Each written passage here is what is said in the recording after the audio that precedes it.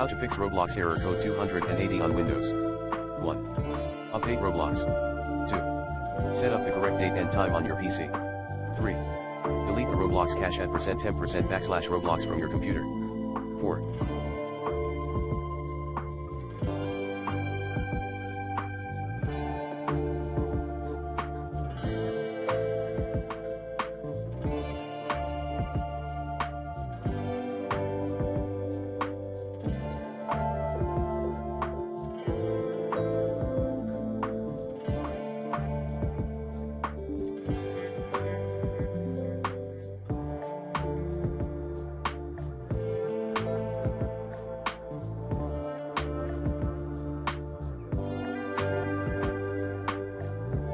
Reset the TCP/IP settings and flush the DNS cache.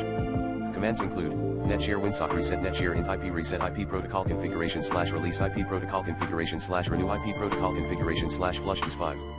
Uninstall then reinstall Roblox.